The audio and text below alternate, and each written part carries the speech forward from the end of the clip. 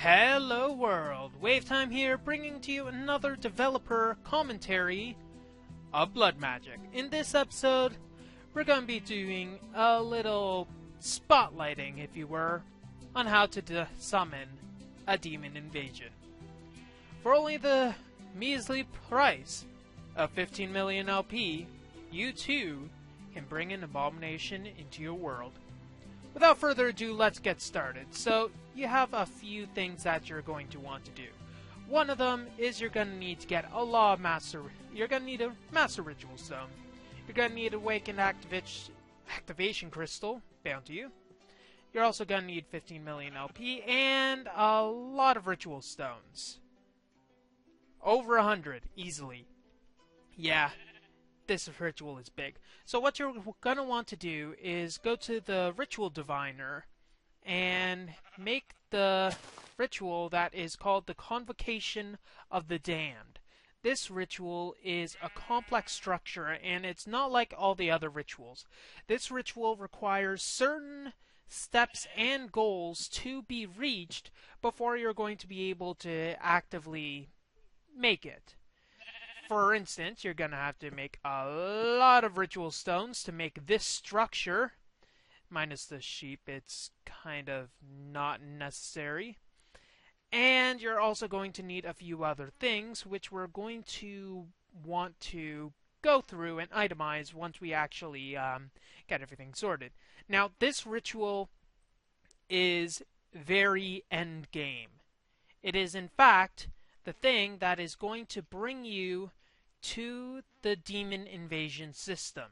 So you should not take this on lightly. If you do, i.e. if you bring this, make it in your base, summon the demon portal, and activate it, your warning has been done. I'm not even going to bother. I mean, if you activate this and destroy your base or your world, well, it's kind of your fault. With that said, let's put a few stone bricks down so this looks a bit more lovable. And then we can get started in how we actually use this system. Because you have to explore every single branch of magic to be able to get this far. Man, I wish I had a builder's wand right now. Or a builder's sigil. Someone should get onto that. So here we have it. I think that's pretty good. We won't need the Ritual Diviner anymore. So let's get our next few things out. Gotta love the areas. So, we are at 15 million LP. However, when we attempt to activate it, it shows you that you need to have jars on the pillars. What this means is you need to take 8 filled bell jars. Well, technically, it doesn't matter if they're filled or not. You just need to have 8 jars on top of the pillars. Let's activate this. So here we go. We have the 8 different jars that we need. And basically, we need to activate the portal. And to do that, we're going to need to dump in 16,000 AR, basically 16 items of each of the following. We're going to need Incendium, representing fire, Aquasalis, representing water, Aether, to represent air, Terra, to represent earth, Sanctus, to represent holy, Tenebrae, to represent dark, darkness, dusk, whatever, Magicalis, to represent magic, as well as Potentia, to represent energy.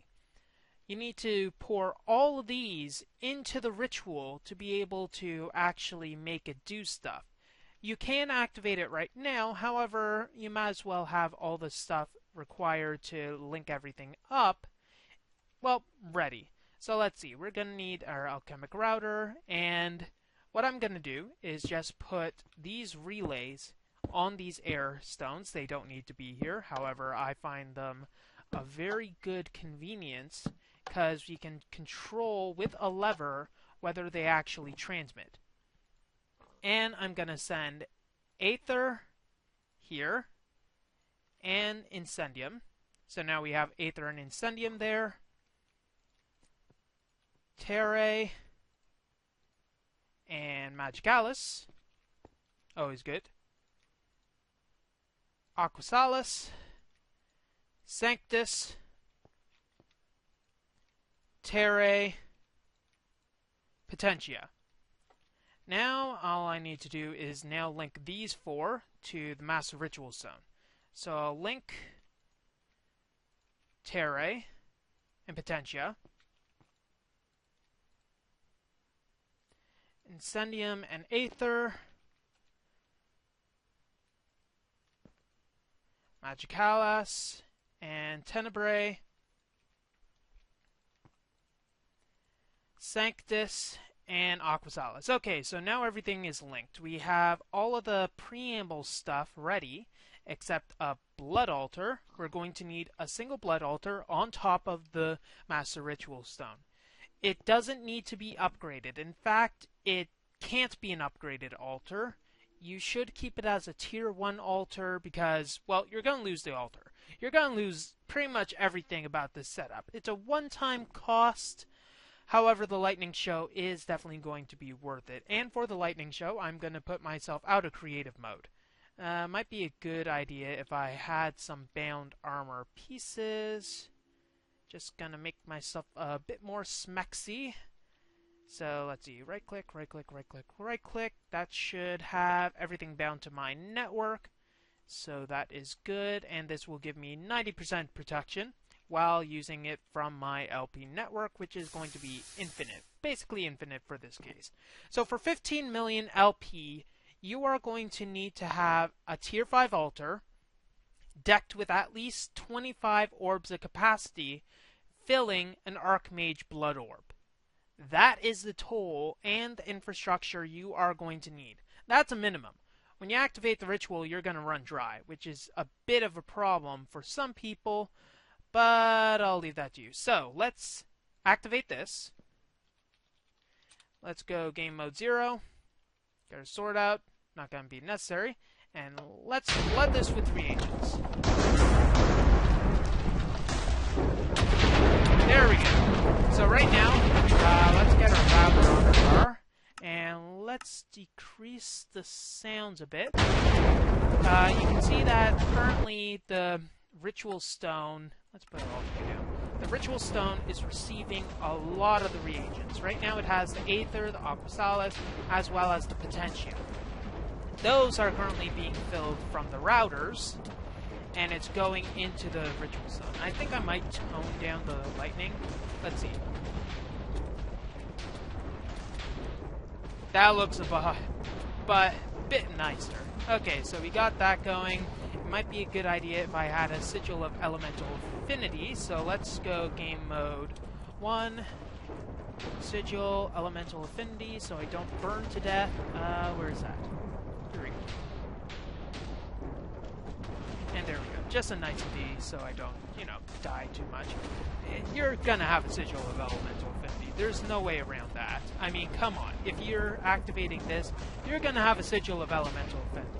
Okay, so the Sanctus is filling, and we have this jar already empty. The Sanctus is almost already empty. The Terrae is almost gone. The Incendium hasn't been touched yet, nor has the Magicalis, so that's pretty much just how it's been working. Nor has the Tenebrae. So this thing is estimated to take about 2 minutes with filling them at this rate. The Ritual Stone eats up the reagents at 50 reagents per tick. That's the going rate of the exchange. And since there's going to be 16 times 8,000 reagents that's going to be required for this, well, it's going to take a while. Did it stop? No, it can't stop. Nope. Magicalis is still going.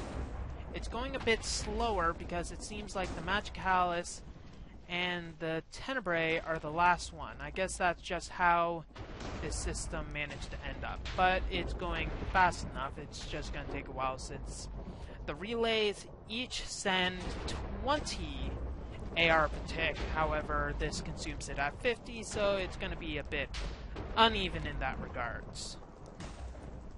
At least you got a nice, cool lightning show, I must say. Cool being a relative term, considering that it is a bit hot around here. Whew, toasty. I'm gonna warm my bunions. I can feel the warmness already. Okay, so we are almost done, and we are done with the lightning part of this fun stuff. Okay, so now, maybe we can, not be on fire, please. Okay, let's get rid of the fire, and let's add today. So, the ritual is fully fed with all the reagents, and it's saved to the ritual stone. So we're going to now want to activate the ritual. So we are going to need a demon, and now that I think of it, might as well build an enclosure so our test subject doesn't escape. I'm just going to make it pretty simple. You don't need any sort of enclosure. And in fact, you're going to lose whatever's here, so whatever. So, I'm going to summon this demon. Aw, poor little WayofTime. And I'm going to sacrifice it to the altar. The altar changed into a portal block. And there are a bunch of explosions now. So give it about 10 seconds after the sacrifice. And now we have the invasion system started. So for this demo, I accelerated the progress about 10 times what it's supposed to be. Ooh, we got a fire demon. So this is going to be a fire structure. Let's see. How did you get a house around you? We're going to set it to normal. Oh, gosh. So if you attack one demon in the structure, and even with the armor that I have on, I'm almost no match. This basically requires you to have a bunch of potion effects. If you do not have potion effects on, you are going to have your butt whooped. Even though these are fire guides, they are still not happy with me, and I am losing a lot of health due to them. However, there are a few things you're going to be able to gain while doing this. So, we see we have a lot of these suckers attacking me. And here are some stats about... Oh my god. Here are some stats about this system. If you attack this system... I should probably make them immune to fire. That might be nice. Yeah, I'll do that. If you attack one of them, there are going to be more following you. Keep in mind, this is with the acceleration at about 10, so you won't get this many as quickly as there were. That said, it does seem like the rate has halted. Anyways, it's going to be a lot slower than this. Ah, yes, there's another feature that I forgot to mention. So, when you attack a demon, all of the efforts of the demon structure, all of the efforts of the demon structure will be focused on summoning as many demons as they possibly can when they are alerted to your presence. So when you attack one of them, the portal will be told that something is up and they should probably summon a bunch more bad guys. Good for them, bad for you, unless you're strong enough to take them down. However, considering that, well, this without soul hardening wasn't very good, we don't really have an enchanted weapon, and we don't have any actual potion buffs, we can't really do anything about that. So, when it does summon a bunch of demons, the structure itself stops making. Like, it will stop building stuff, and it will no longer be able to progress until it notices that you are gone. Then it will be able to devote more of its resources, in fact, some of its resources, to building the structure. Since we attacked them right away, the structure has stagnated until we have, well, until they no longer see us. Another thing to note, there will be a way to destroy the portal, especially in creative. Also, I forgot to decrement the lockdown timer, so yeah, there's a lot of demons. So if you destroy the demon portal, all linked demons will disappear. Completely disappear, as if they were never there. This is because if you think of it as well, if you kind of think of it through a lore method, they are there, well, they're tied to the portal. I don't want to go too much in depth to what it does, but the demons are basically tied to the portal, and by removing the portal, you break their tie to this dimension. That said, if you manage to kill them and find a way to tie it to your network, that'd be something else entirely. And that would net you with a lot more goodies. Another fire one. That's odd.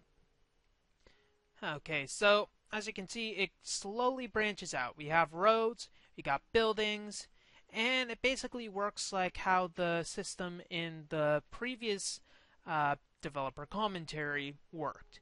It continues to grow outwards and outwards. However, there is a different system. So it doesn't just randomly add roads and add buildings. It'll just see what it hasn't done before in a logical method and then add to it. And there's also loot that you might want to take. However, if you were to open it, a few demons might decide to say hi. So you should probably do that in a very smart manner, because otherwise your butt is going to get whooped as you are looting the area. Loot tables aren't completely done. Ooh, look, that guy noticed that you were routing through his stuff. So did that guy, and that guy, and that guy, and that guy. But they jumped into the fire because they're idiots. Well, that's all the time we have for this episode of Blood Magic Developer Commentaries. If you like what you see, don't forget to rate, comment, and subscribe to future episodes. This system is going to be released rather shortly. In fact, by the time you're watching this, it might already be out. That said, there are a few balances that are going to need to be added to the main engine. This thing is going to be completely configurable for server owners, as well as the method to summon it. You will, for instance, only be able to summon it if a configuration is on that will allow a certain server owner activation crystal to be available. Basically, if you have a certain config option on, only server owners will be able to give you the activation crystal required to activate this thing. That's fun, right? WayofTime here, signing off, trying to destroy this portal. Bah! Have a wonderful day.